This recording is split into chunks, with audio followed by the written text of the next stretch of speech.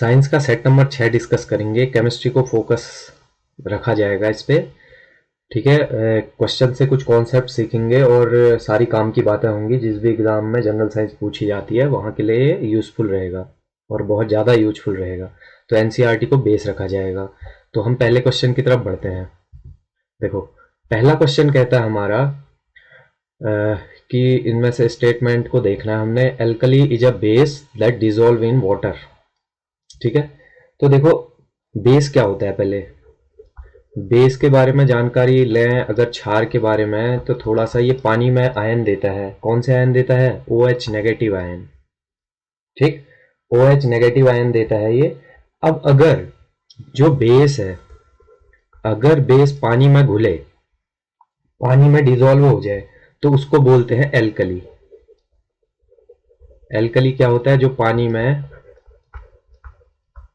घुल जाता है। जो बेस पानी में डिजोल्व हुआ वो अल्कली। ठीक है, तो ये ध्यान आया। तो पहला जो स्टेटमेंट है वो सही है। अब CaOH का whole twice is not an example of alkali. तो देखो CaOH क्या ये पानी में घुलता है? पहले तो ये देखो। तो CaOH को देखो, अगर CaOH को पानी में देखा जाए तो CaOH का होल ट्वाइस ये पानी में आयन देगा Ca2 plus plus OH minus 2OH minus. तो इसका मतलब क्या हुआ कि जो CaOH है, ये जो CaOH का होल ट्वाइस, इसका नाम तुमने देखा होगा। क्या देखा है? कि इसको बोलते हैं स्लैग्ड लाइम, बुझा हुआ चूना। तो ये है स्लैग्ड लाइम। और स्लैग्ड लाइम क्या होता है? स्लैग्ड लाइम तुमने देखा होगा, जैसे दीवालों पे जो सफेद रंग लगाते हैं हम, चूना जिसको बोलते हैं, तो वो सफेद कलर का एक पीपीटी बनाता है, प्रेसिपिटेट, जो पानी में नहीं घुलता है। ठीक, तो यहाँ पे जैसे CaOH को देखोगे तो तुम पानी, अगर CaO में पानी मिलाया हमने, तो जो बनता है वो बनता है CaOH का होल ट्वाइस। अब ये क्या है? ये आपको जो पानी दिखेगा वो दिखेगा लाइम जैसा, लाइम वाटर बोलते हैं इसको। ठीक है, मिल्कीनेस यानी कि सफेद रंग का पानी दिखेगा और एक वाइट टाइप का पीपीटी बनता हुआ दिखाई देगा, प्रेसिपिटेट। ठीक है, तो ये पानी में नहीं घुलता है।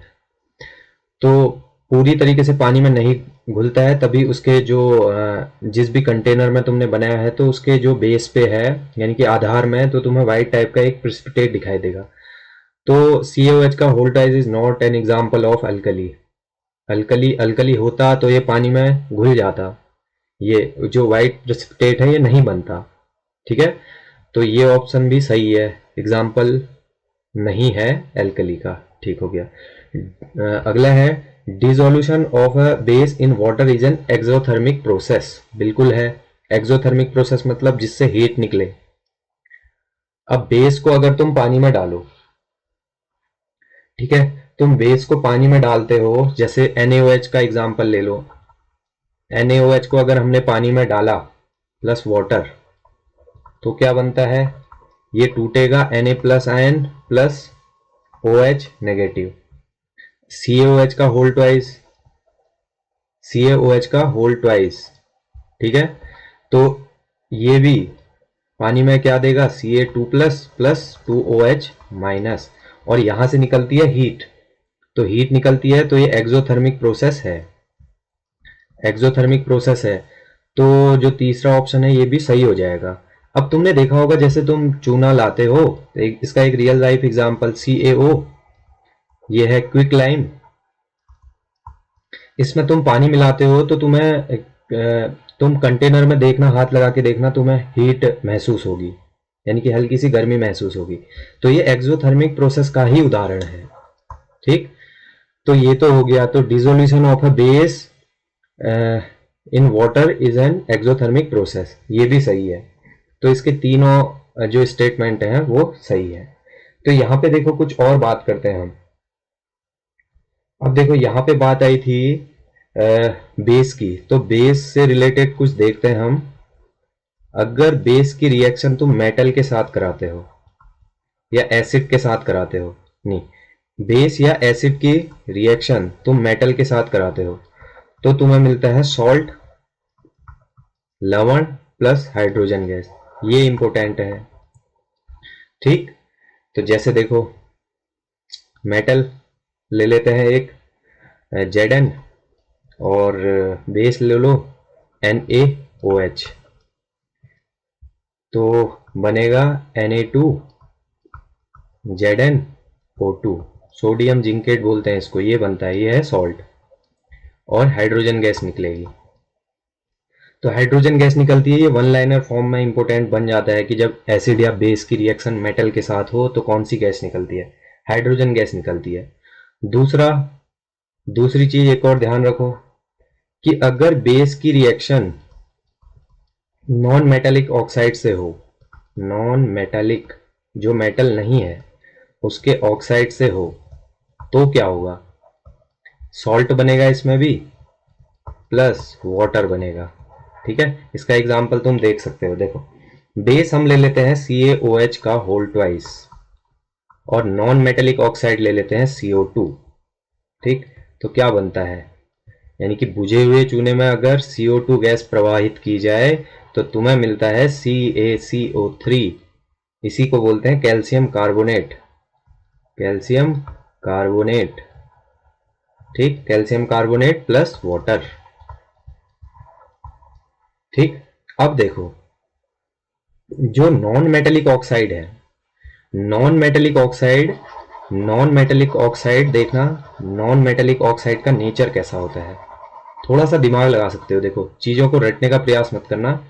अब देखो तुमने एक चीज देखी होगी कि तुम्हें पता है कि जो कोल्ड ड्रिंक वगैरह होती हैं उनमें क्या होता है, उनमें CO2 गैस भरी होती है, और CO2 गैस भरी होती है।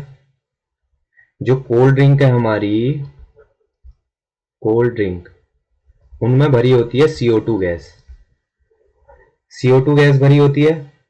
अगर CO2 गैस को ज्यादा ठंडा करोगे, मतलब कोल्ड ड्रिंक को ज्यादा ठंडा करोगे, तो एक झंझनाहट टाइप की बढ़ती है।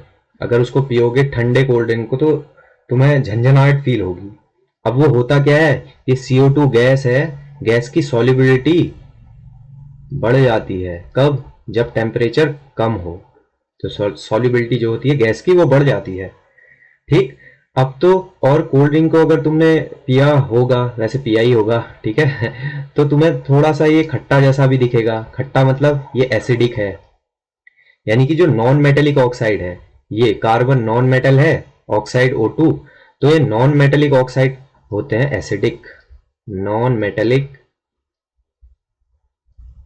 ऑक्साइड का नेचर जो होता है वो होता है एसिडिक। और CO2 गैस तो होती है उसमें, प्लस वाटर भी होता है किसमें, कोल्ड ड्रिंक में। और एक यहाँ पे अम्ल बनता है H2CO3, ये होता है, इसको बोलते हैं कार्बोनिक एसिड। कार्बोनिक एसिड ये कहाँ मिलता है तुम्हें, कोल्ड ड्रिंक वगैरह, इनमें कार्बोनिक एसिड होता है। ठीक है, तो नॉन मेटेलिक ऑक्साइड इंपोर्टेंट ये है कि एसिडिक नेचर के होते हैं। अब देखो जैसे हम बात करें, अब यहाँ पे क्विक लाइम, क्विक लाइम को अभी बताया था मैंने, क्विक लाइम क्या होता है, CaO, इसको बोलते हैं क्विक लाइम। क्विक लाइम जो होता है इस पे अगर पानी मिलाओगे तो ये स्लग लाइम बन जाएगा, यानी कि बुझा हुआ चूना। और जो क्विक लाइम है इसका एक और यूज होता है सॉइल का पीएच बढ़ाने में। अगर सॉइल एसिडिक नेचर की है, सॉइल अगर एसिडिक नेचर की है तो अब CaO है, ये एक बेस है। ठीक, ये एक क्षार है। अब ये एक क्षार है तो अगर सॉइल एसिडिक होगी और सॉइल में तुम क्विक लाइम मिलाओगे तो सॉइल का पीएच बढ़ेगा।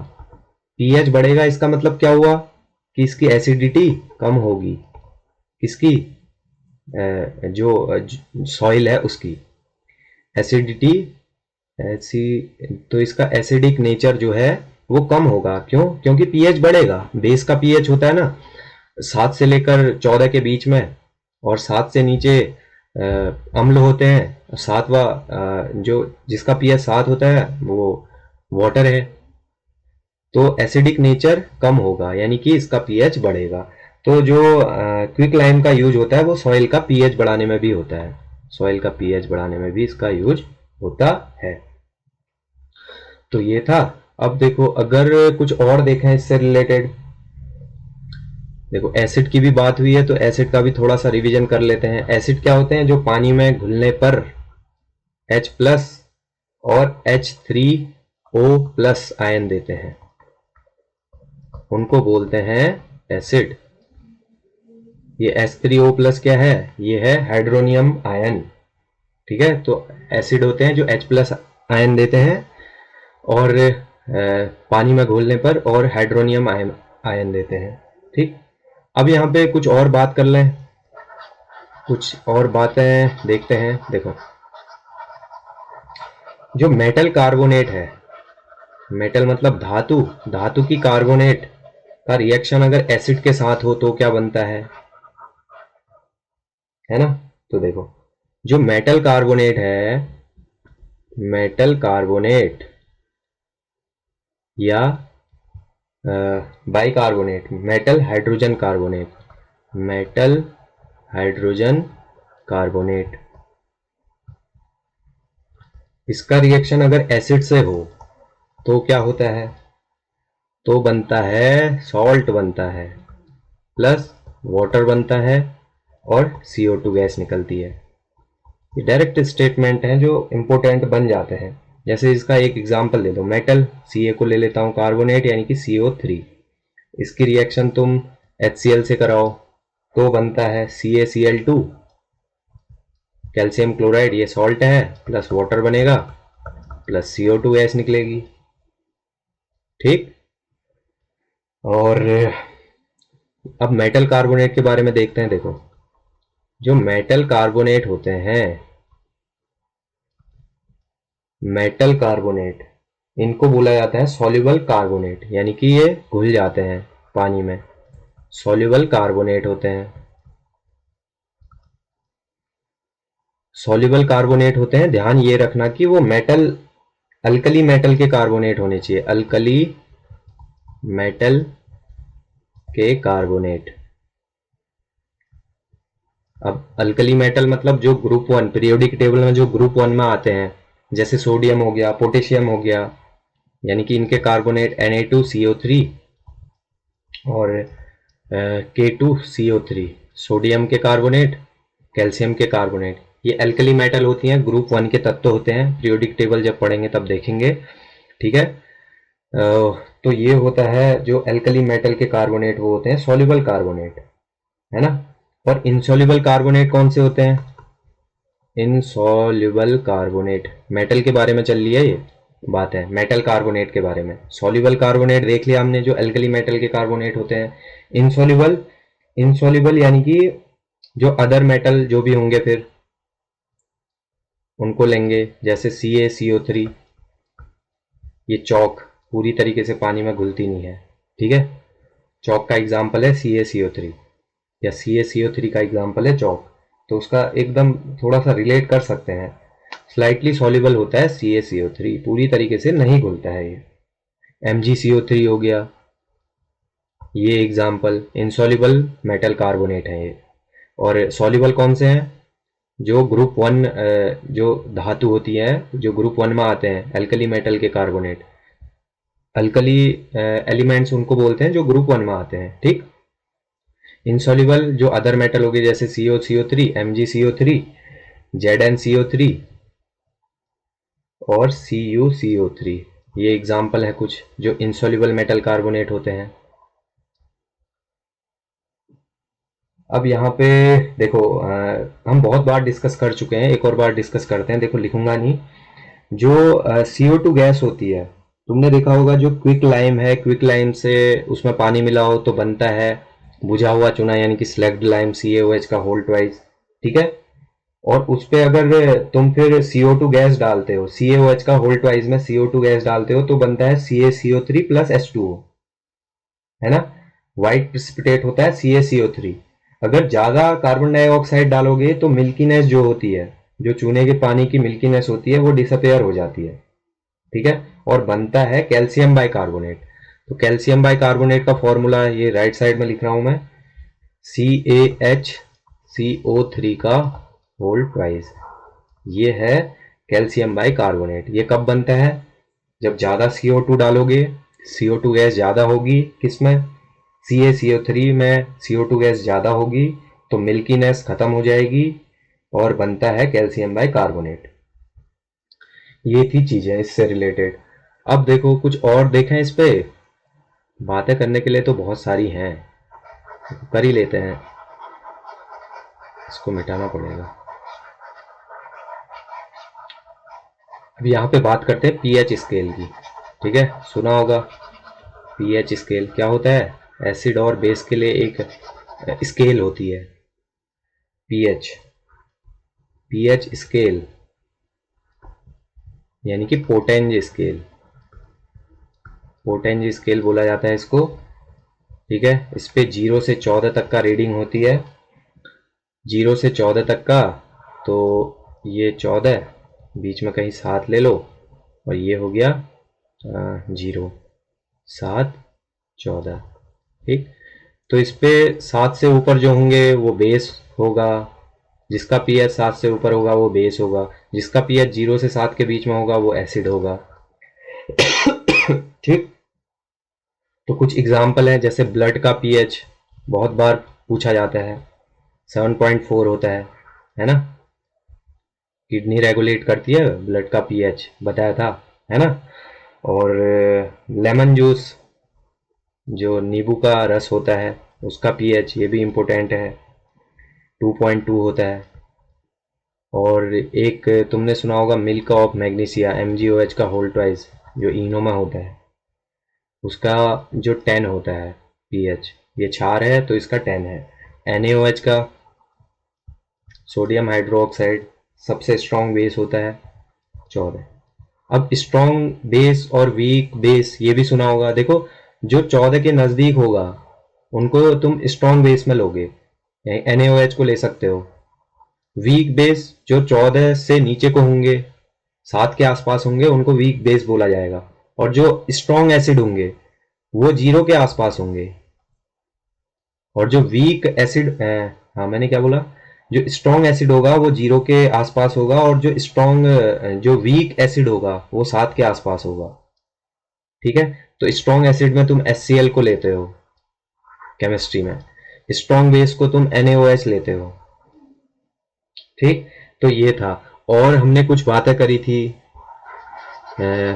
बहुत बार कर चुका हूँ, जब पीएच, जो एसिड रेन होती है, एसिड रेन का पीएच, मतलब एसिड रेन कब होती है, जब पीएच कब हो रेन का, कितना हो, 5.6, है ना।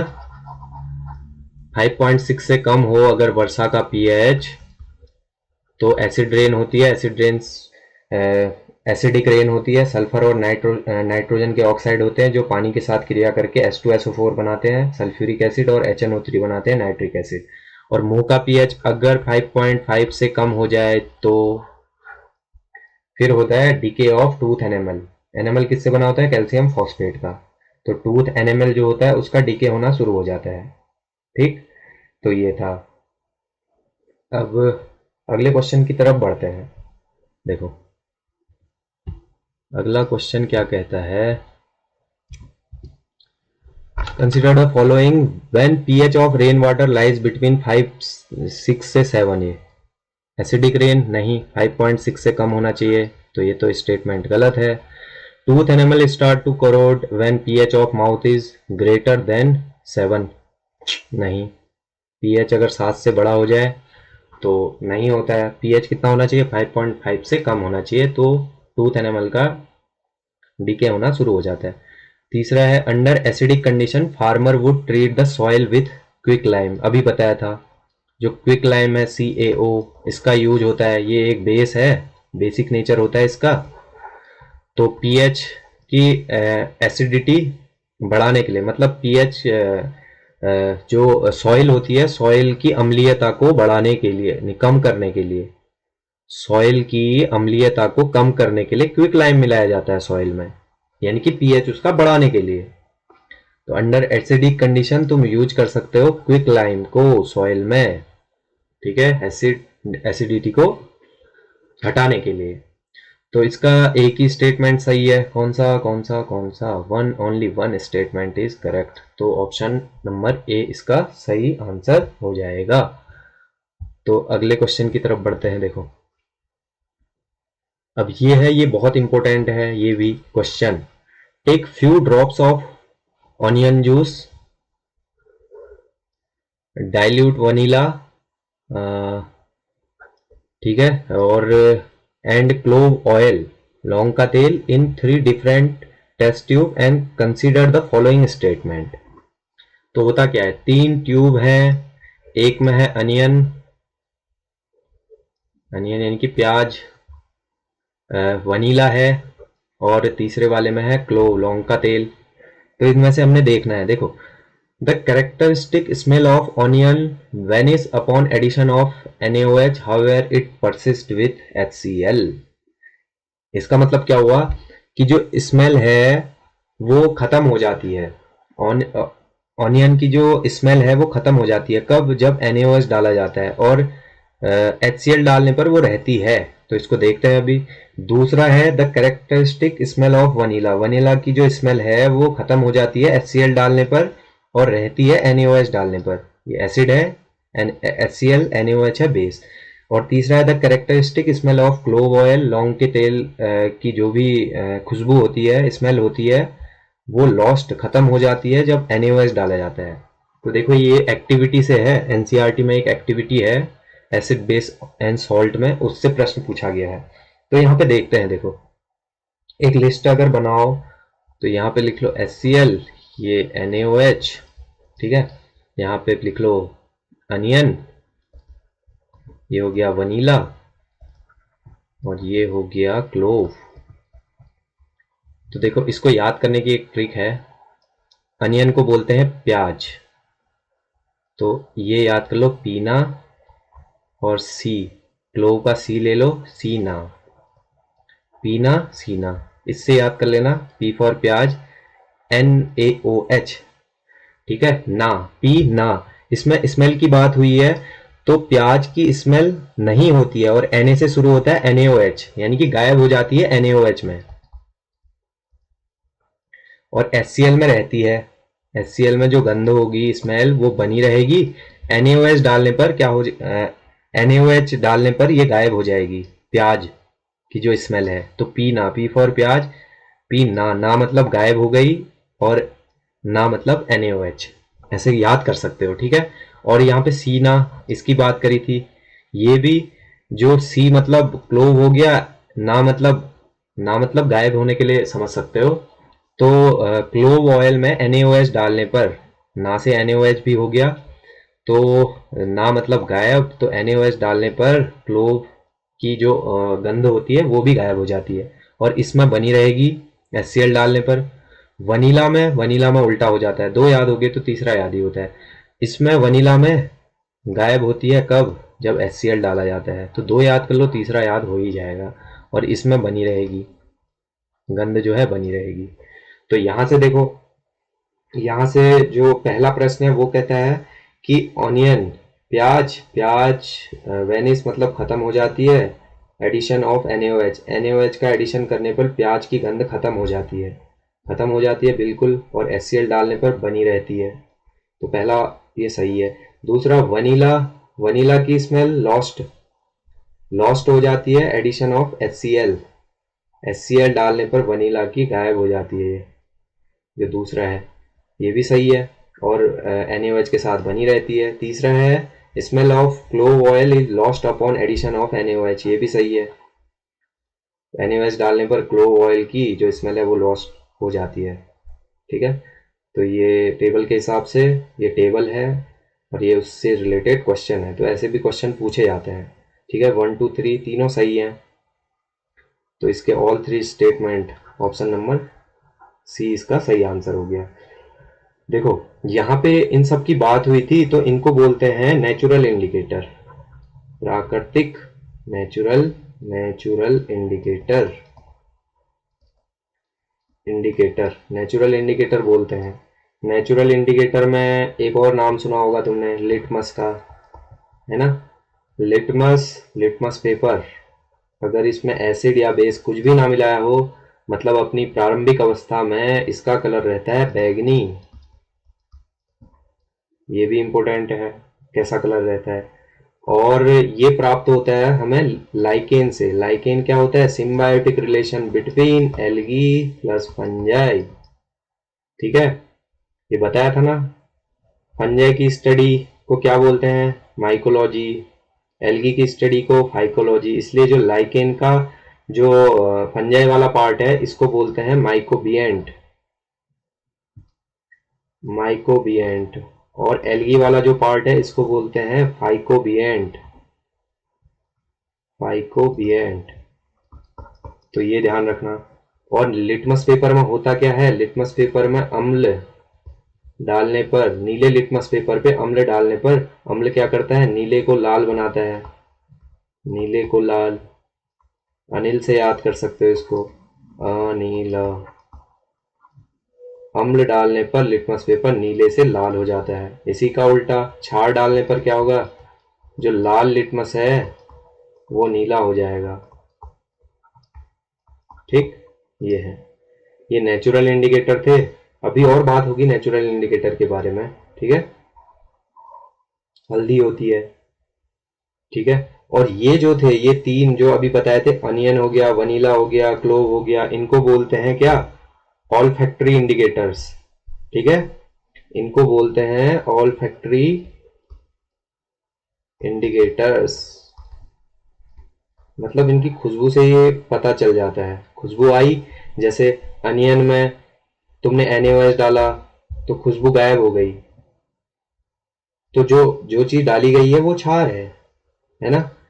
और अनियन में जो भी अनियन का रस है उस पर अगर तुम HCl डाल ले हो तो गंध बनी रहती है। इसका मतलब जो डाला गया है वो HCl है। तो इनको बोलते हैं ऑल फैक्ट्री इंडिकेटर्स। जिनमें एसिड या बेस डालने पर स्मेल चेंज होती है उनको बोलते हैं ऑल फैक्ट्री इंडिकेटर्स। तो ये सारी चीजें थी। एक और आता है सिंथेटिक इंडिकेटर। सिंथेटिक इंडिकेटर, संश्लेषित सूचक इंडिकेटर। ये भी नाम सुना होगा। एक नाम सुना होगा मिथाइल ऑरेंज का, मिथाइल ऑरेंज। और एक नाम सुना होगा फिनोप्थलीन, फिनोप्थलीन। ठीक है, इनके बारे में भी आगे हम बात करेंगे। देखो, तो ये ध्यान रख लेना, नेचुरल इंडिकेटर में लिटमस आता है, हल्दी आती है, ठीक है, गुड़हल का फूल आता है, बहुत सारी चीजें हैं, आगे डिस्कस करेंगे। जो ऑल फैक्ट्री इंडिकेटर हैं, ये अनियन हो गया, वनीला हो गया, क्लोव हो गया, ये भी ध्यान रखना। स्टेटमेंट में ऐसे ही पूछ सकता है, और आजकल स्टेटमेंट वाले क्वेश्चन बहुत बन रहे हैं। तो स्टेटमेंट क्वेश्चन जो होते हैं उनको सॉल्व करने की आदत डाल लो, तो वहां से शायद तुम्हारे लिए कुछ हेल्प हो जाए। तो अगले क्वेश्चन की तरफ बढ़ते हैं। देखो, अगला क्वेश्चन है क्विक लाइम। क्विक लाइम का यूज होता है मैन्युफैक्चरिंग ऑफ सीमेंट में। बिल्कुल सही है। स्लैग लाइम का जो प्रिपरेशन ऑफ सोप, सोप के बारे में भी पढ़ेंगे।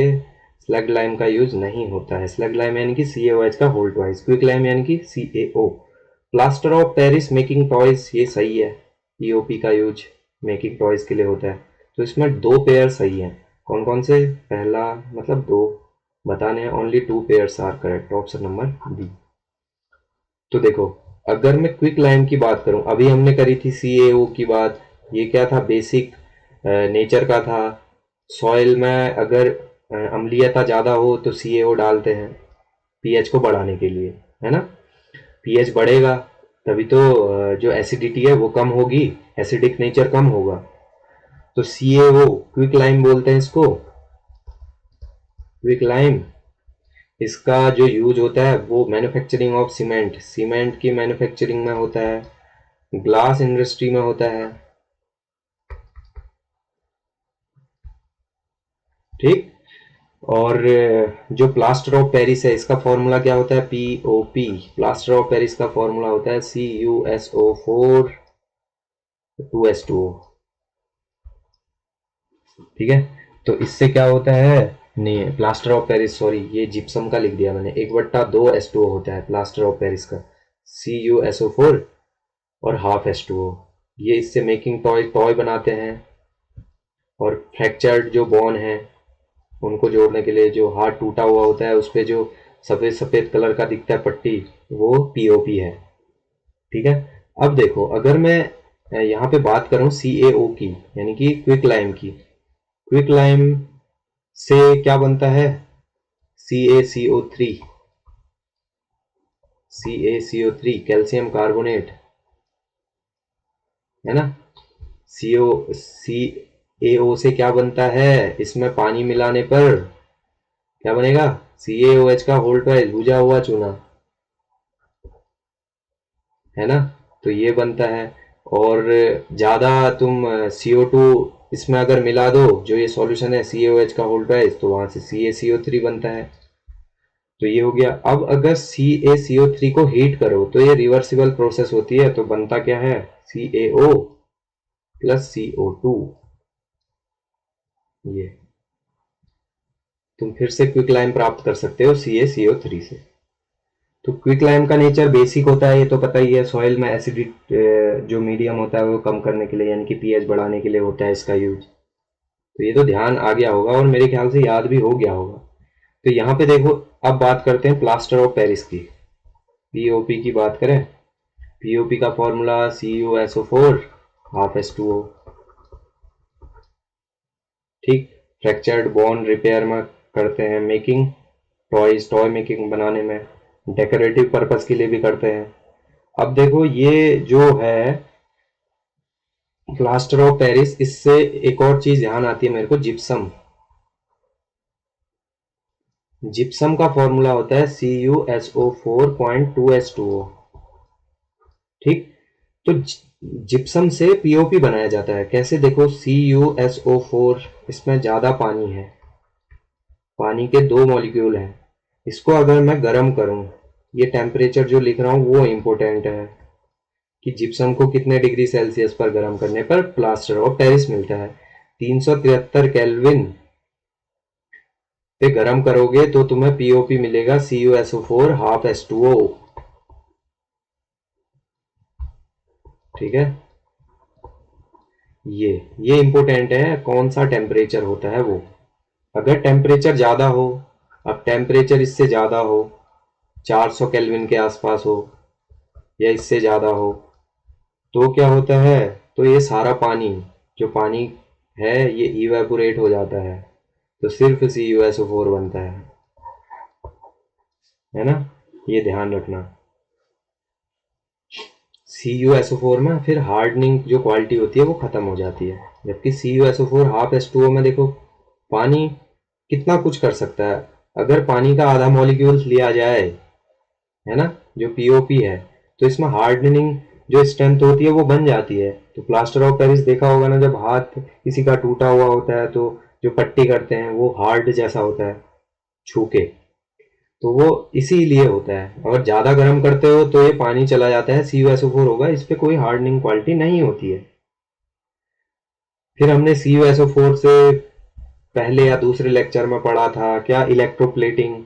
कॉपर की जो इलेक्ट्रोप्लेटिंग होती है उस पर कॉपर सल्फेट का यूज होता है, ये पानी में घोलते हैं इसको। और इलेक्ट्रोप्लेटिंग क्या होती है? विद्युत धारा द्वारा धातु की एक सतह पर दूसरे धातु की परत चढ़ाना। ये इलेक्ट्रोप्लेटिंग पूरा पढ़ा था उस दिन, है ना। तो वो काफी लंबा हो जाएगा, अभी उसको डिस्कस नहीं कर रहा हूं मैं। ये इलेक्ट्रोप्लेटिंग का यूज क्यों होता है? जंग से बचने के लिए। और चांदी पे जैसे सोने की परत होती है तो वो सोने जैसा लगे करके, तो उसमें भी यूज किया जाता है। तो यहाँ पे देखो, कुछ इंपॉर्टेंट चीजें हैं, उनको भी डिस्कस कर लेते हैं। स्टैटिक समझ लो, ये याद करनी पड़ती हैं। जैसे CuSO4 है, 2H2O, ये क्या है? ये जिप्सम है। अगर मैं पानी का आधा मॉलिक्यूल लूं CuSO4 के साथ, तो ये हो जाता है पीओपी, प्लास्टर ऑफ पेरिस। और मैं अगर CuSO4 के साथ 5H2O, पानी के 5 अणु लूं, तो ये इसको बोलते हैं ब्लू विट्रियोल, नीला तोता। ठीक। ब्लू क्रिस्टलाइन सॉलिड होता है ये। इसको अगर हीट करेंगे तो जो ये इसका ब्लू कलर होता है ये हो जाता है वाइट। हीट करने पर। और एक होता है FeSO4 7H2O, ठीक है। फेरस सल्फेट, फेरस सल्फेट होता है ये, इसको बोलते हैं ग्रीन विट्रियोल। CuSO4 क्या हुआ, कॉपर सल्फेट पेंटाहाइड्रेट, पेंटा, हेक्स, फिर हेक्सा बोलते हैं, फिर हेप्टा बोलते हैं। तो ये जो FeSO4 है 7H2, इसको बोलेंगे फेरस सल्फेट हेप्टाहाइड्रेट, है ना। तो ये ध्यान रखना, ये पूछे जा सकते हैं, जिप्सम का फॉर्मूला, ब्लू विट्रियल का फॉर्मूला, ग्रीन विट्रियल का फॉर्मूला।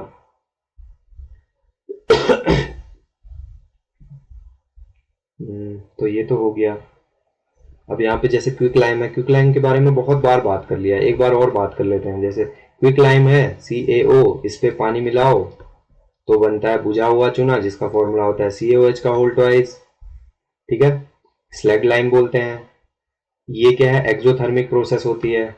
चूने का पानी, चूने में पानी मिलाने पर देखा होगा क्या होता है, हीट जैसी जनरेट होती है, इसलिए एक्सोथर्मिक प्रोसेस है।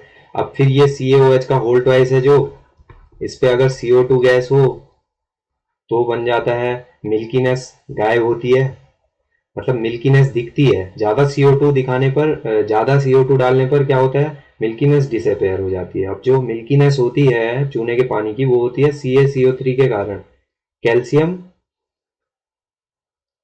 कैल्शियम कार्बोनेट, व्हाइट प्रेसिपिटेट जो बनता है, और इसके साथ बनता है H2O।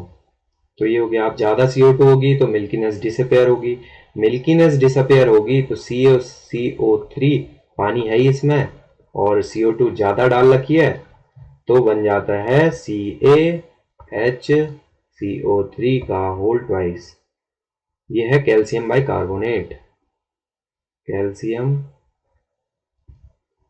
बाई कार्बोनेट, सॉल्युबल होता है ये in water, soluble in water. तो ये थी चीजें। अब यहाँ पे एक और बात हुई है सोप के बारे में। देखो सोप पूरा पढ़ते हैं, सोप से रिलेटेड जितनी जानकारी है सब इसमें पढ़ते हैं। तो देखो अगली स्लाइड में जाते हैं, तो सोप के बारे में थोड़ा सा देख लेते हैं। देखो सोप क्या होता है, सोप यानी कि साबुन, है ना। कुछ चीजें तो सीख ही रहे होगे यार। तो यहां से देखते हैं, सोप होता है लवण। अब एक रिएक्शन होती है एसिड की, अगर बेस के साथ रिएक्शन हो, अम्ल की क्षार के साथ रिएक्शन हो, तो सॉल्ट बनता है भाई साहब, प्लस वाटर निकलता है। तो अब ये सॉल्ट है। अब साबुन बनाने के लिए, अगर साबुन सॉल्ट है तो साबुन बनाने के लिए किसी एसिड को लिया गया होगा, किसी बेस को लिया होगा, तभी सॉल्ट बना होगा, है ना। तो यहां पे लिया जाता है, देखो फैटी एसिड लिया जाता है, अब इसका नाम अभी बताऊंगा मैं। फैटी एसिड लिया जाता है, stearic acid, stearic acid, stearic acid लिया जाता है, प्लस बेस के रूप में या तो Na का बेस लो, या पोटेशियम का, सोडियम बेस या पोटेशियम बेस लो, और इसके बाद बनेगा साबुन। या तो सोडियम का सॉल्ट बनेगा या पोटेशियम का सॉल्ट बनेगा, प्लस इसमें जो सेकेंडरी प्रोडक्ट निकलता है वो निकलता है एल्कोहल, एल्कोहल, एल्कोहल यानी कि इसका नाम होता है ग्लिसरीन भी बोलते हैं इसको, ग्लिसरॉल भी बोलते हैं, ग्लाइसिरॉल, ग्लिसरॉल या ग्लिसरीन इसको बोल सकते हो। तो देखो acid plus base, fatty acid, stearic acid, palmitic acid, या एक और होता है ओलिक एसिड, ये लिए जाते हैं एसिड के रूप में। और नाइट्रोजन बेस होगा तो नाइट्रोजन का साबुन बनेगा, नाइट्रोजन सॉल्ट बनेगा। और पोटेशियम बेस होगा तो पोटेशियम का सॉल्ट होगा, यानी पोटेशियम वाला साबुन बनेगा, ठीक है। तो यहाँ पे देखो ये इंपॉर्टेंट हो सकता है मेरे ख्याल से, इसलिए बता रहा हूँ। देखो स्टेरिक एसिड लेते हैं हम, स्टेरिक एसिड लें स्टेरिक एसिड लेते हैं। अब इसका फॉर्मूला होता है थोड़ा सा बड़ा होता है, देखो CH2 CH2 CH2, ये सिंगल बॉन्ड, ये जुड़ा होता है O steric steric C17, steric से C17 याद कर लेना, यानी कि 17 C होते हैं। ठीक है, तो 1 2 3 तो हो गए। तो ये बार बार देखोगे तो थोड़ा सा आ ही जाएगा ध्यान, C17H35 स्टेरिक एसिड के लिए होता है ये। और यहाँ पे O तो हो ही गया, C डबल बॉन्ड O, इसके साथ भी C17H35 जुड़ा होगा, और ये C double bond O C17H35, ये होता है स्टेरिक अम्ल। इसकी रिएक्शन कराते हैं NaOH के साथ, NaOH। अब यहाँ पे 3 C17H35 हैं, तो इनके साथ लो 3 NaOH। अब क्या बनता है देखो,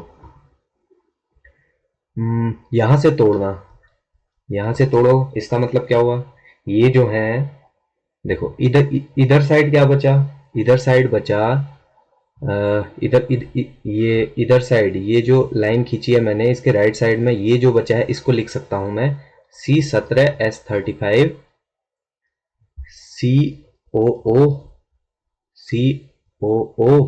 Na, इसके साथ ले लो Na। ठीक है, ये हो गया। अब ये 3 बार लिए थे तो 3 बार इसको भी ले लो, और प्लस बचा क्या, जो ये लाइन खींची थी इसके राइट साइड में, जो लेफ्ट साइड में जो बचा है, इसको ले लो CH2 CH2 सिंगल बॉन्ड, और ये जुड़ा रहेगा OH के साथ, OH OH OH। ये बता क्यों रहा हूं, इसलिए बता रहा हूं कि ये जो बना है C17H35 COONA, ये यही है साबुन। ठीक है, इसको बोलते हैं सोडियम साबुन का जो रासायनिक नाम है वो है सोडियम एस्टियरेट, सोडियम एस्टियरेट, यही है साबुन, सोडियम का साबुन है सोडियम एस्टियरेट। पोटेशियम साबुन होता तो पोटेशियम एस्टियरेट। तो ये ध्यान रख लेना, कभी कभी साबुन का क्या है, साबुन का पूछ सकता है, वो फॉर्मूला पूछ सकता है, रासायनिक नाम पूछ सकता है। अब शायद ये इम्पोर्टेंट हो भी सकती है, नहीं भी। ठीक है, ये जो मैंने ये फॉर्मूला बताया ये स्टेरिक एसिड का, तो यहाँ पे, और ये जो है देखो दूसरा सेकेंडरी जो प्रोडक्ट बना है, ये CH2OH CHOH CH2OH, ये है ग्लिसरीन या ग्लिसरॉल, एक ही बात है, अल्कोहल है ये, OH। ठीक है, सेकेंडरी प्रोडक्ट है। तो साबुन के निर्माण में जो सेकेंडरी प्रोडक्ट होता है वो होता है ग्लिसरीन। ठीक, तो यहाँ पे देखो कुछ और समझने का, देखो एक और स्लाइड बनाई थी मैंने, यहाँ पे देखो सोप क्या होते हैं, ये फैटी एसिड होते हैं। ठीक है, और इनके साथ एल्कली, यानी कि NaOH, एल्कली अभी बताया था, जो ग्रुप 1 के पहले तत्व हैं उसमें जो मेटल है उनको बोला जाता है एल्कली। ठीक है, NaOH और KOH लो, और जो रिएक्शन बनती है, जो अभी रिएक्शन बताई थी जिसमें साबुन का निर्माण हुआ था, उसको बोलते हैं सपोनिफिकेशन, यानी कि साबुनीकरण रिएक्शन, इसको बोलते हैं साबुनीकरण रिएक्शन।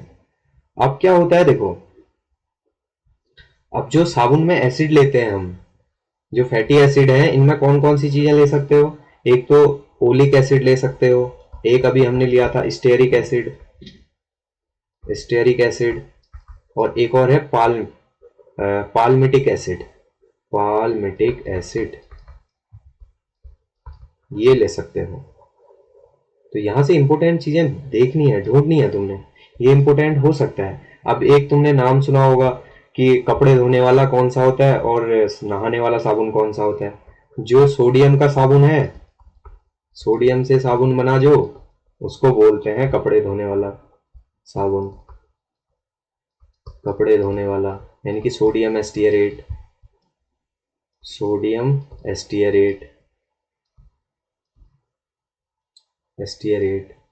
और जो पोटेशियम वाला साबुन होता है, पोटेशियम का साबुन, इसको बोलते हैं नहाने वाला साबुन, यानी कि पोटेशियम एस्टियरेट, है ना। तो इसको बोल सकते हैं पोटेशियम एस्टियरेट, पोटेशियम एस्टियरेट, एस्टियरेट, ATE, सोडियम एस्टिरेट। अब देखो, अब बनता क्या है, साबुन में मिसेल बनते हैं, इस चीज को भी ध्यान रखते हैं। देखो, साबुन से मिसेल का निर्माण होता है। मिसेल का निर्माण मतलब जो अभी हमने पढ़ा था कि जो साबुन का फॉर्मूला था C17S35COONA, अब इस पे अगर पानी मिलाओ तो बनता है C17S35COO माइनस, और एक बनता है Na प्लस। ठीक है, अब जो ये Na प्लस है ये जाता है पानी के साथ, और C17S35CO लंबा है। जंग लड़ने के लिए आप साबुन का यूज क्यों करते हैं? अब यहाँ पे सोडियम की बात हुई है तो कपड़ा ही धोया होगा, तो कपड़ा धोया होगा तो कपड़े में दाग लगा होगा तभी धोया होगा। तो दाग यानी कि जंग लड़ने के लिए ये बड़ी वाली चेन, जाओ भाई इतने सारे सैनिक जाओ, तुम किसके साथ लड़ोगे?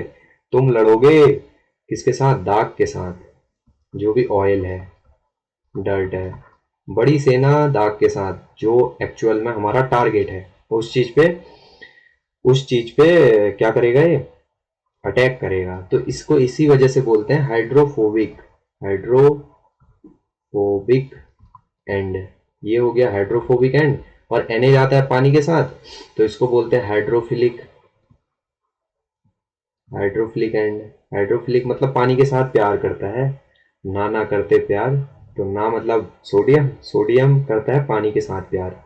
और जो बड़ी सेना है इसका टारगेट होता है दाग को हटाना, तो बड़ी सेना चाहिए दाग को हटाने के लिए। तो ये है लिपोफिलिक एंड भी बोलते हैं इसको, लिपोफिलिक, यानी कि ऑयल वाले जो फैट है उसको प्यार करता है ये, तो उसके साथ जाता है। और हाइड्रोफोबिक एंड भी बोलते हैं, मतलब जो पानी से दूर जाए, तो इसलिए होता है। देखो, अगर मैं मिसेल का कुछ एक डायग्राम बनाऊं तो मान लो कि ये है झाग, यानी ये है दाग।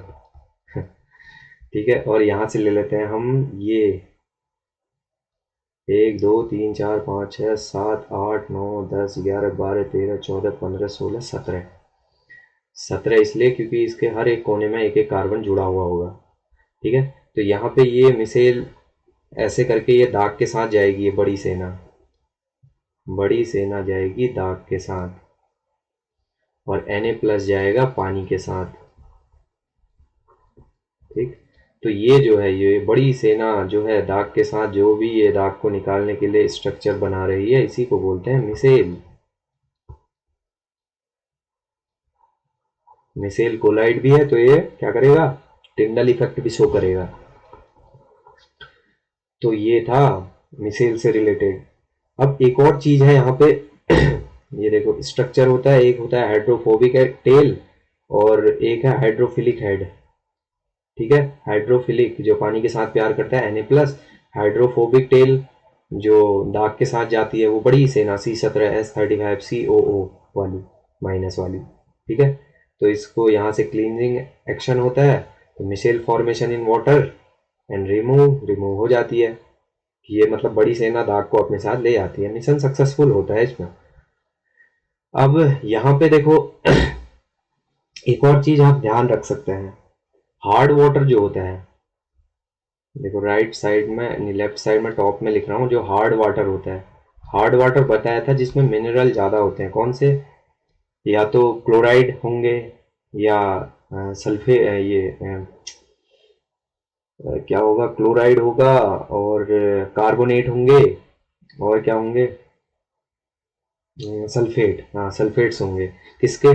कैल्शियम और मैग्नीशियम के। ठीक, तो या तो उस पे CaCl2, MgCl2, ऐसे ही MgSO4, CaSO4, MgCO3, CaCO3, ये सारी चीजें होंगी, तो उसको हार्ड वाटर बोलते हैं, और इनकी मात्रा ज्यादा होती है। ये एक और बार डिस्कस कर चुके हैं हम।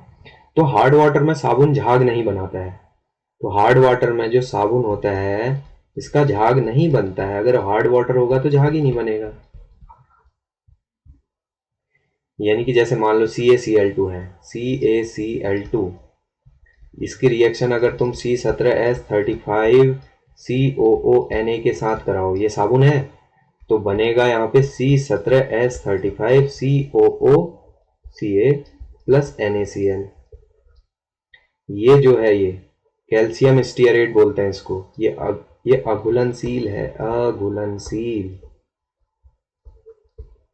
और इसी की वजह से तुम्हें चिपचिपा महसूस होगा। कब? जब तुम हार्ड वाटर के साथ क्या करोगे, अगर हार्ड वाटर होगा तो उसके साथ साबुन लगाओगे तो तुम्हें जैसे बाल धोगे तो बालों में चिपचिपाहट महसूस होगी, वो महसूस होगी ये कैल्शियम स्टीयरेट के कारण। तो ये ध्यान आया।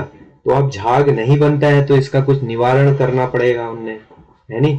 तो निवारण करने के लिए फिर बनाए डिटर्जेंट। सॉप भी डिटर्जेंट है, ये पुराने वाले हैं। जो अभी जो बनाए, जो झाग नहीं बना, तो उसके निवारण के लिए जो झाग देने वाले हुए उनको फिर बोला गया क्या, डिटर्जेंट। तो नए वाले जो हैं उनको डिटर्जेंट बोला गया, सिंथेटिक डिटर्जेंट। नए वाले जो हैं, सोप भी डिटर्जेंट है, ठीक। तो यहाँ पे देखो जो होता है, इसको मिटाना पड़ेगा डिटर्जेंट के लिए, है ना। तो डिटर्जेंट के लिए देखते हैं हम, कुछ तो देखें डिटर्जेंट। भाई साहब आओ सिंथेटिक डिटर्जेंट के बारे में बात करते हैं। सिंथेटिक डिटर्जेंट झाग बनाने के लिए चाहिए, इसलिए इनको लॉन्च किया गया। तो सिंथेटिक डिटर्जेंट क्या होंगे, जो हार्ड वाटर के साथ झाग बनाएंगे, हार्ड वाटर के साथ झाग बनाएंगे। Cleansing agents which can form lather with both hard and soft water, दोनों के साथ क्या बनाएंगे, झाग बनाएंगे। अब ये 3 टाइप के होते हैं। कौन कौन सा टाइप होता है वो देखते हैं। देखो हल्का फुल्का थोड़ा सा ध्यान रख लें, पढ़ाई है तो पूरा खत्म ही करते हैं डिटर्जेंट और साबुन को। तो यहाँ पे 3 टाइप के होते हैं सिंथेटिक डिटर्जेंट। एक होता है एनायनिक डिटर्जेंट, एक होता है कैटायनिक डिटर्जेंट, एक होता है नॉन आयनिक डिटर्जेंट। एनायनिक मतलब एन मतलब नेगेटिव, जिस पे नेगेटिव आयन हो। कैटायन मतलब पॉजिटिव, जिस पे पॉजिटिव आयन हो। नॉन आयनिक मतलब नेगेटिव पॉजिटिव का कोई रोल ही नहीं है। अब देखो इस पे है, इसके ध्यान रख लेना एग्जाम्पल। एनायनिक जो डिटर्जेंट है, इसका एक फेमस एग्जाम्पल है sodium dodecyl benzene. Sodium dodecyl benzene, इसका एग्जाम्पल सोडियम डोडेसिल बेंजीन। जैसे शैम्पू, टूथपेस्ट, सर्फ, इनमें होता है झाग बनता है ना। टूथपेस्ट जब दांत साफ करते हैं तो झाग बनता है, शैम्पू लगाते हैं तो दांत साफ बनता है। ये सोडियम डोडेसिल बेंजीन के कारण होता है, बेंजीन सल्फेट। तो इसका एग्जाम्पल ये ध्यान रख लेना। और एक और एग्जाम्पल रख सकते हो इसका ध्यान, एक और एग्जाम्पल ध्यान रखो, sodium lauryl sulphate. Sodium lauryl sulphate, एक मिनट, सोडियम लॉरिल सल्फेट, ये ध्यान रख लेना। ये एनायनिक के उदाहरण है, शैम्पू, टूथपेस्ट, सर्फ वगैरह में दिख सकते हैं। जो कैटायन है, इसके उदाहरण देख लें। इसका एक ध्यान रखना कि सोडियम, इसका होता है cetyl trimethyl ammonium bromide. Cetyl, अब थोड़ा सा याद करने में तो दिक्कत आएगी, लेकिन पता तो चले, चीजें होती हैं। सिटाइल ट्राई मिथाइल, एक ही नाम है, हाँ। सिटाइल ट्राइमिथाइल अमोनियम ब्रोमाइड,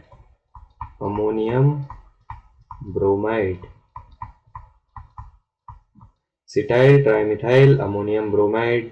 ये होता है कंडीशनर, जैसे बाल धोने के बाद कंडीशनर लगाते हैं ना, इसीलिए ये कंपनी का है। उन्हीं ने शैम्पू बनाया, फिर बालों को और स्मूथ करने के लिए उनने क्या बना दिया, कंडीशनर बना दिया, यानी कि सिटाइल ट्राइमिथाइल अमोनियम ब्रोमाइड ये बनाया। अब एनायनिक होते हैं तो सोडियम डेडोसिल बेंजीन सल्फेट और सोडियम लॉरिल सल्फेट, ये इनके कारण जो बालों में मान लो कि नेगेटिव आयन है, तो पॉजिटिव आयन लाने के लिए क्या किया, मतलब उसको न्यूट्रल करने के लिए ये लाए फिर कैटायनिक डिटर्जेंट, जैसे कि conditioner, cetyl trimethyl ammonium bromide. और नॉन आयनिक के एग्जाम्पल ले सकते हो तुम, ये होते हैं जैसे बर्तन धोने वाले जो भी हैं चीजें, उनको बोलते हैं नॉन आयनिक डिटर्जेंट। ठीक है, ये दो ध्यान याद रख लेना, मोस्टली ये पूछा जाता है, सोडियम लॉरिल सल्फेट और कैटायनिक में सिटाइल ट्राइमिथाइल अमोनियम ब्रोमाइड, ये ध्यान रख लेना। और एक और चीज, लास्ट चीज हम देखते हैं, देखो ये इमेज में आ जाते हैं। अब इनसे एक प्रॉब्लम होती है, जो हाईली ब्रांच्ड होते हैं। अब ये मतलब समझो कि डिटर्जेंट में अगर कार्बन ज्यादा है तो बैक्टीरिया का स्लो डिग्रेडेशन होता है, मतलब बैक्टीरिया जो है वो स्लो अपघटन करती है, किसी भी चीजों का अपघटन करने में टाइम लगाती है, तो इस चीज का अपघटन करने में वो टाइम लगाएगा, तो पॉल्यूशन ज्यादा होता है।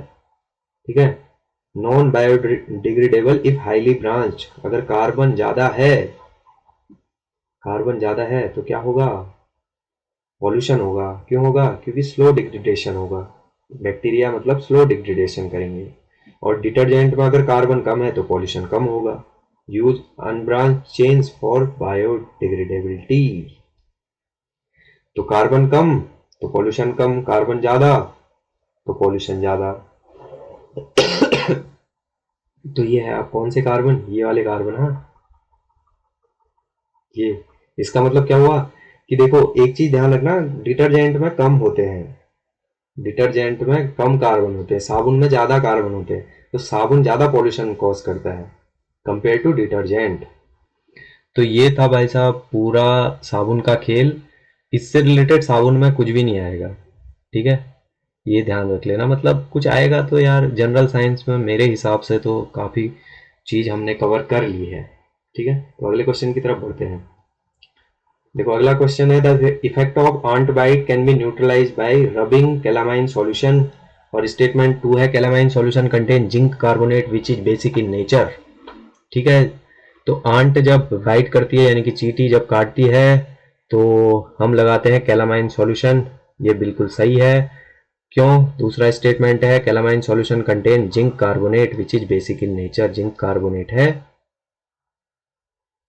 Basic in nature. तो अभी बताया था जो नॉन मेटल है, मेटल कार्बोनेट में बताया था, मेटल कार्बोनेट में क्या बताया था, अभी ध्यान रखा था जिसमें एल्कली मेटल के ये एल्कली की बात हुई थी, एल्कली मेटल के कार्बोनेट क्या होते हैं, सॉल्युबल होते हैं और इनसॉल्युबल होते हैं, जो उनके अलावा जो मेटल होते हैं उनके बारे में बात हुई थी, तो जिंक कार्बोनेट उसी में आएगा, इसका नेचर बेसिक होता है। ठीक, तो ये बेसिक होता है। तो कैलामाइन सॉल्यूशन, देखो कैलामाइन सॉल्यूशन होता क्या है इसके बारे में देखते हैं थोड़ा सा। जो कैलामाइन सॉल्यूशन है, कैलामाइन सॉल्यूशन में होता है जिंक कार्बोनेट ZnCO3, ZnCO3, ये हो गया जिंक कार्बोनेट। अब जो आंट की बाइट होती है उस पे क्या होता है, उस पे होता है methanoic acid, methanoic acid, methanoic acid होता है, या इसी को फॉर्मिक एसिड भी बोलते हैं। फॉर्मिक एसिड जो आंट की बाइट होती है उस पे वो जो एसिड छोड़ती है वो मेथेनोइक एसिड होता है या फॉर्मिक एसिड होता है, COOH। इसका फॉर्मूला क्या होता है यार, COO, क्या होता है, HCOOH, ये होता है फॉर्मिक एसिड का फॉर्मूला। ठीक, तो ये हो गया। तो इस पे क्या होता है, देखो कैलामाइन सॉल्यूशन में जिंक कार्बोनेट होता है, जिंक कार्बोनेट है बेसिक, आंट ने छोड़ा क्या, अम्ल, तो इसको न्यूट्रल करने के लिए हमें चाहिए क्षार, क्षार होता है कैलामाइन सॉल्यूशन में। तो इसके दोनों स्टेटमेंट सही हैं और दूसरा एक्सप्लेनेशन सही है इसका। तो ऑप्शन ए है, statement 1 and statement 2 are correct and statement 2 is the correct explanation of statement 1। सही है बिल्कुल। ठीक है, तो इससे देखो एक और चीज हम ध्यान रखते हैं, कुछ चीजें और डिस्कस कर लेते हैं। देखो एक तुमने नाम सुना होगा एसिटिक एसिड, यहाँ पे आंट ने जो काटा, मतलब चींटी ने जो काटा उसके लिए तुम यूज कर सकते हो डॉग प्लांट, एनसीईआरटी बोलती है डॉग प्लांट यूज करो, सोडियम हाइड्रोजन कार्बोनेट यूज करो यानी कि NaHCO3, baking soda, sodium hydrogen carbonate खाने का सोडा, ठीक, कैलामाइन सॉल्यूशन। ये ध्यान रखना कुछ भी आ सकता है स्टेटमेंट में, तो ये सारी चीजें कवर करना बहुत ज्यादा जरूरी है, ठीक। तो ये हो गया। अब यहाँ पे अगर मैं एसिटिक एसिड की बात करूं तो ये पाया जाता है विनीगर में, विनेगर सिरका। फॉर्मिक एसिड पाया जाता है ये आंट की बाइट यानी कि चींटी की बाइट, या हनी बी यानी कि जो मधुमक्खी काटती है उसमें भी।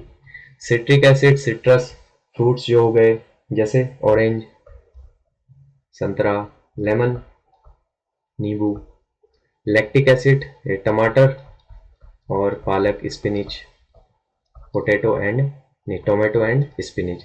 ऑक्जेलिक एसिड नहीं, सॉरी, लैक्टिक एसिड है ना ये तो। लैक्टिक एसिड तो दही में पाया जाता है, क्या लिख दिया रे। ऑक्जेलिक एसिड पाया जाता है टमाटर, और किसमें ये क्या है, पालक। और ये क्या है, एस्कॉर्बिक एसिड, विटामिन सी आ गया रे, तो ये आंवला में, और जो भी सिट्रस फ्रूट्स हैं उनमें भी पाया जाता है, ठीक, सिट्रस फ्रूट। टार्टरिक एसिड ये पाया जाता है अंगूर में और इमली में, ये इंपॉर्टेंट है, ठीक है। यहाँ पे नेचुरल इंडिकेटर की बात की गई है, इसमें क्या आते हैं, इसमें आता है लिटमस पेपर, इसमें आता है हल्दी, इसमें आता है गुड़हल के फूल, चाइना रोज बोलते हैं इसको, चाइना रोज, गुड़हल के फूल के पत्ते, गुड़हल के पत्ते, ठीक। और एक और आता है लाल गोभी, लाल गोभी। ये ध्यान रखना, ये पूछ सकते हैं नेचुरल इंडिकेटर में क्या क्या आता है, लिटमस पेपर, गुड़हल के पत्ते आ गया तो ये कभी सुना ही नहीं होगा, तो कहाँ से करोगे सही।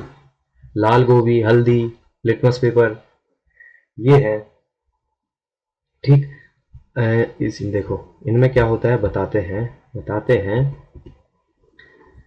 देखो लिटमस होता है एसिडिक मीडियम में, क्या करता है ये, कलर इन एसिडिक मीडियम, यानी कि लिटमस क्या करता है, अम्ल नीले को लाल करता है।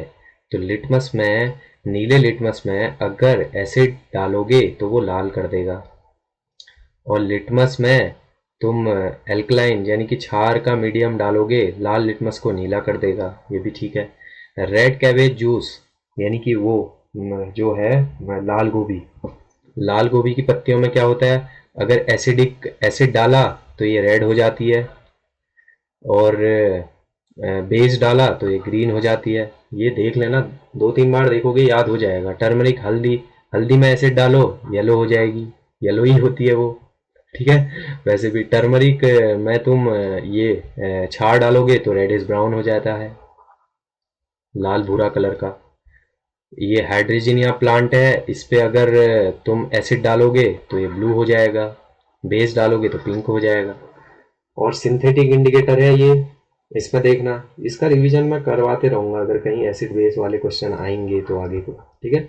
सिंथेटिक इंडिकेटर में क्या होगा, फिनोक्थिलीन होगा, एसिडिक सॉल्यूशन में डालोगे तो कलरलेस, कोई कलर नहीं आएगा, बेसिक में डालोगे तो पिंक आ जाएगा, और मिथाइल ऑरेंज में एसिडिक सॉल्यूशन डालोगे तो रेड कलर का हो जाएगा, और बेस डालोगे तो येलो कलर का हो जाएगा, ये है। तो स्टेटमेंट में इनके क्वेश्चन इंपॉर्टेंट हो जाते हैं, ठीक है।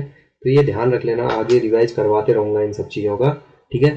तो कैसा लगा ये बताना यार, पक्का थोड़ी सी हिम्मत मिलती है आगे कुछ और अच्छा कर पाऊँ, ठीक है। तो थैंक यू।